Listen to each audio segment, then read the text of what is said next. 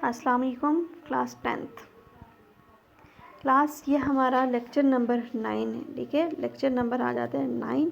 आज हमने क्या करना है, कंसेप्चुअल क्वेश्चन करने थे। इससे पहले हम न्यूमेरिकल कर चुके थे, अब हम कंसेप्चुअल क्वेश्चन ख़त्म करते हैं और फिर इस चैप्टर को भी कंप्लीट करते हैं। पहला क्वेश्चन है, is every oscillatory motion simple harmonic motion? Give example. ठीक है, क्या जो हर ऑसिलेटरी मोशन जो है वो सिंपल हार्मोनिक मोशन है? अगर है तो एग्जाम्पल दें। ठीक है, एग्जाम्पल के थ्रू जो है उसको एक्सप्लेन करना है। तो हम एक्सप्लेन करते हैं।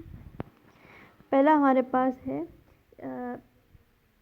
कुछ तरह, know every oscillatory motion is not simple, क्योंकि हर ऑसिलेटरी मोशन जो है वो सिंपल हार्मोनिक मोशन नहीं है। क्योंकि एक में हमने बताया था एक पीरियाडिक मोशन भी आ जाती है, क्योंकि एक में हमने कहा था कि repeat it self in equal interval of time, जहाँ पे रिपीटिशन की बात, दोनों में रिपीटिशन होती है, लेकिन एक में to and fro about its mean position है। रिपीट इट सेल्फ और to and fro about its mean position में थोड़ा डिफरेंस आ जाता है। ठीक है, तो इसका रीज़न क्या आ जाता है, it is type of motion, क्योंकि यहाँ पे हमारे पास जो रिस्टोरिंग फोर्स है वो डायरेक्टली प्रोपोर्शन है किसके, डिस्प्लेसमेंट के। तो हम कह सकते हैं एफ रिस्टोरिंग जो है वो is directly proportion to minus X, और इसी तरह से ए भी जो है वो डायरेक्टली प्रोपोर्शन है किसके, माइनस एक्स के। ये डिस्प्लेसमेंट की, इसकी डायरेक्शन जो है वो मीन पोजीशन की तरफ है। An electrocardiogram which trace the periodic pattern of heart beating, इसमें वो हार्ट बीटिंग की जो वो ट्रेस किया जा रहा है वो उसके अंदर क्या है, पीरियाडिक मोशन हो रही होती है। ठीक है, the motion of its the motion of its recorder needle is not simple, क्योंकि वो पेरियाडिक, वो क्या है, repeat it self in equal interval of time है, वो टू एंड फ्रो मोशन वाली बात नहीं हो रही होती, इसलिए वो जो है वो हर मोशन जो पेरियाडिक मोशन जो है वो सिंपल हार्मोनिक मोशन नहीं है। Because restoring force is not proportional to displace, क्योंकि वहाँ पे रिस्टोरिंग फोर्स डिस्प्लेसमेंट के डायरेक्टली प्रोपोर्शन नहीं होती, जो सिंपल हार्मोनिक मोशन में आ जाती है। ठीक है, उसके बाद है for a particle with simple harmonic motion at what point of motion does the velocity attain maximum magnitude and minimum magnitude? तो ये तो हम कर चुके हैं कि वेलोसिटी किस पॉइंट पे मैक्सिमम होती है और किस पॉइंट पे मिनिमम होती है। मेन पोजीशन पे जो है वो क्या आ जाती है, मैक्सिमम, और एक्सट्रीम पे मिनिमम। क्यों?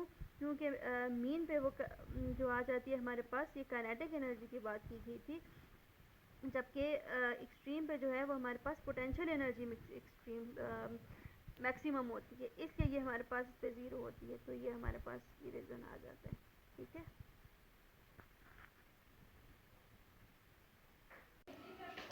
अच्छा, अगला हमारे पास क्वेश्चन है, if we shorten the string of pendulum to half of its original length, what is the effect on its time period and frequency?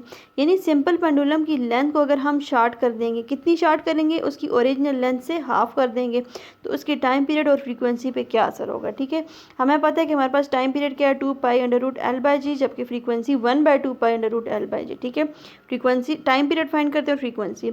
जो न्यू लेंथ हमारे पास है, पहले L थी और अब L/2 आ जाती है, जहाँ जहाँ L है वहाँ L/2 कर देंगे, तो उसकी अकॉर्डिंगली क्या आ जाएगा, 2π। उसी तरह से ये L था तो L/2 और G आ गया। ठीक है, अगर मैं यहाँ पे L को अलग कर देती हूँ और जो 2 है उसको अलग करके, ये मेरे पास 1/2 into L whole divided by G आ गया। ठीक है, तो इस 1/2 के ऊपर भी अंडर रूट है और यहाँ पे इसके ऊपर भी अंडर रूट है L/G पे, तो मैं ये 1/2 का जो अंडर रूट है इसको मैं बाहर निकाल देती हूँ, तो ये आ जाएगा 2π। 1 के ऊपर रूट हो तो कोई इफेक्ट नहीं हो रहा, तो इसलिए ये 1/√2 आ गया और √L/G। अब इस वैल्यू को अगर मैं पहले ले लेती हूँ, 1/√2 को पहले, बाकी 2π√L/G, उसी तरह से ये सारी वैल्यू वही बन रही है जो ये स्टार में 2π√L/G।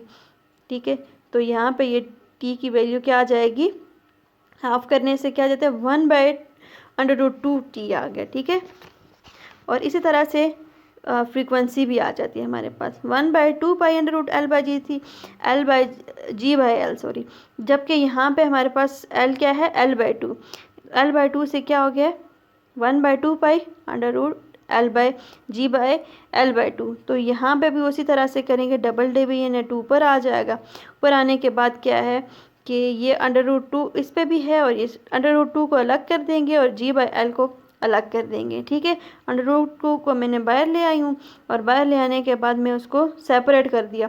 √2 यहाँ पे आ गया, बाकी वैल्यू को एक जगह पे यहाँ पे अरेंज करके लिखा, तो ये 1/2 पाई g/l सॉरी। तो ये वही f बन रही है जो स्टार्ट में जो हमारे ने बताया कि जो फ्रीक्वेंसी की वैल्यू है। तो ये हमारे पास फ्रीक्वेंसी क्या आ गई, उसकी लेंथ कम करने से √2f आ गई, ठीक है। ये उस पर इफेक्ट पड़ा है। अच्छा, अगला क्वेश्चन है, a thin rope hang from dark high tower to its upper end is not visible, how can the length of rope be determined. यानी एक पतली सी रस्सी है, ठीक है, उसका एक सिरा एक हायर टावर के साथ बांधा हुआ है और वो एंड हमें जिस टावर के साथ जिस एंड से बांधा हुआ है ना वो सिरा, वो एंड हमें नहीं दिख रहा, ठीक है। तो हम उसकी लेंथ को कैसे फाइंड करेंगे, तो कैसे फाइंड करेंगे उसके साथ उसको उसका आंसर क्या है कि determined by making it simple pendulum बनाने से। सिंपल पेंडुलम कैसे, कि जो सिरा बांधा हुआ है वो तो हमें दिख रहा नहीं है, जो सिरा हमें दिख रहा है उसके साथ हम कोई पत्थर बना देंगे, ठीक है, पत्थर बांध देंगे। तो उस स्टोन को बांधने से क्या होगा कि वो सिंपल पेंडुलम की तरह उसकी मोशन आ जाएगी। तो उसी मोशन के थ्रू हम उसका स्टॉप वॉच के थ्रू उसका क्या फाइंड करेंगे, टाइम पीरियड। जब हमारे पास टाइम पीरियड आ गया तो हम लेंथ इजीली फाइंड कर सकेंगे। यहाँ पे टाइम पीरियड में क्या है, 2 पाई √l/g, जी वैल्यू भी कांस्टेंट है और पाई भी, l फाइंड करनी है। जब हमारे पास टाइम पीरियड आ गया तो यहाँ पे इनको सिंप्लीफाई करेंगे, उसी तरह से l को अकेला करके l इजीली फाइंड कर सकते हैं, ठीक है।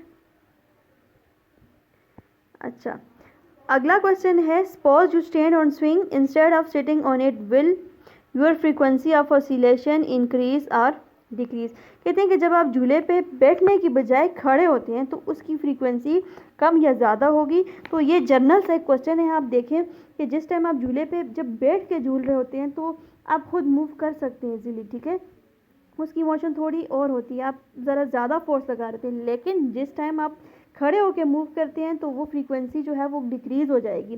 कैसे डिक्रीज़ हो जाएगी, क्योंकि आप देखें जब आप खड़े होकर मूव करते हैं तो आप खुद प्रॉपरली स्टार्ट में मूव नहीं कर सकते, यानी आपको फोर्स कराना पड़ रहा होता है। इसका मतलब ये है कि आपको ज़्यादा फोर्स चाहिए होती है। तो ये है when we stand on a swing instead of the length of swing pendulum decrease, ठीक है, लेंथ उसकी डिक्रीज हो जाती है पेंडुलम की, जबकि फ्रीक्वेंसी क्या हो जाती है, फ्रीक्वेंसी इस ये आ जाती है f = 1/2 √l/g। और ये क्या हो जाती है, smaller the length greater will be. अगर जो है हमारे पास लेंथ कम हो गई तो फ्रीक्वेंसी ज़्यादा हो जाती है, और अगर जो है वो लेंथ जो है वो हमारे पास ज़्यादा होगी तो फ्रीक्वेंसी कम हो जाती है।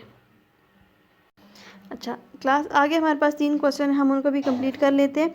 अगला है, explain difference between the speed of transverse wave travelling along a cord and a speed of tiny coloured part of cord. यानी एक धागा रस्सी जो भी आ जाती है वो ट्रांसवर्स वेव्स जो है उस पर मूव हो रही हैं, और हमने डिफरेंस बताना है किसका, उनकी स्पीड का, और इसके ऊपर हमने कुछ कलर्ड पार्ट किए हुए हैं, ठीक है, कुछ पार्ट जो है वो कलर्ड हैं, उसकी स्पीड बता देनी है। तो ट्रांसवर्स वेव आ जाता है, the type of wave in which particle of a medium which are perpendicular, यानी डायरेक्शन हमारे पास ये है और इसके ये परपेंडिकुलर मूव हो रही है, ठीक है। Transverse wave produce in a coloured due to vibrator, ठीक है। ये एग्जांपल बताई हुई है कि इस पे कुछ पार्ट पे कलर किया हुआ है और इस पे हमने मोशन करवाई है। मोशन होने की वजह से क्या होता है, कुछ पार्ट ऊपर मूव कर रहा है, कुछ नीचे आ रहा है, उसमें ट्रांसवर्स वेव जो है वह प्रोड्यूस हो रही है। तो स्पीड ऑफ पार्टिकल्स और स्पीड ऑफ वेव्स, तो पार्टिकल्स की क्या आ जाएगी, व्हेन विगल स्पीड इंक्रीज, जब उसकी स्पीड इंक्रीज होती है तो जो कलर पार्ट होते हैं वो क्या होते हैं, मूव अप एंड डाउन। यानी ये देखें कुछ पार्ट अप हैं और कुछ जो है वो डाउन हो जाते हैं। ये मैंने स्पॉट ये शो किया हुआ है कि ये कलर पार्ट आ जाते हैं, ठीक है। With greater speed about their, यानी अपनी मेन पोजीशन के इर्द गिर्द क्या होती है, उसकी स्पीड जो है वो ज़्यादा हो जाती है। जबकि स्पीड ऑफ वेव्स क्या आ जाती है हमारे पास, जो ट्रांसवर्स वेव की जनरल जो स्पीड थी वो भी डायरेक्टली प्रोपोर्शन टू फ्रीक्वेंसी की, जितनी फ्रीक्वेंसी ज़्यादा होगी उतनी जो है वो स्पीड जो है इसकी ज़्यादा होगी, ठीक है। अगला क्वेश्चन है, why waves reflect refract at a boundary of shallow and deep water, यानी जो एक deep water and shallow water, V speed हमारे पास क्या होती है, V is equal to F lambda, ठीक है। ये हमारे पास आ रहा है डीप वाटर, ये आ रहा है शैलो वाटर, ठीक है। तो इसमें हमने क्या फाइंड करने हैं, ये वह जो है वो रिफ्रैक्ट क्यों कर रही हैं। डीपर वाटर को हम क्या कह देते हैं कि ये हमारे पास रेयर मीडियम है, जबकि शैलो वाटर को कह सकते हैं कि ये डेंसर मीडियम है, क्योंकि रेयर से डेंसर में जो वेव्स ट्रेवल हो रही हैं, ठीक है। तो ये क्या आ रहा है हमारे पास, deep water speed of wave, इन यहाँ पे क्या होता है, स्पीड ऑफ वेव्स इंक्रीज होती है, लेकिन उनकी डायरेक्शन जो है वो चेंज नहीं होती। ये उसकी जो है वो आंसर आ जाता है, ठीक है। आगे आ जाता है कि डायफ्रैक्शन का क्या इफेक्ट होता है। डायफ्रैक्शन देखें यहाँ पे, ये स्मॉल होल से जब वेव जो है वो एंटर हो रही हैं तो उसमें ये इस डायरेक्शन में मूव कर रही थी, तो यहाँ पे टोटली डायरेक्शन चेंज हो रही है, जितना दरम्यान में पाथ कम है वेव्स सारी की सारी चेंज हो रही हैं। यहाँ पे देखें, यहाँ पे भी डायफ्रैक्शन हो रही है, लेकिन वेव्स यहाँ पे ज़्यादा इफेक्ट नहीं हो रहा, क्योंकि दरम्यान का जो पाथ है वो ज़्यादा हो रहा है, ठीक है। तो ये नोट्स में आपको क्लियर हो गया होगा। Thank you.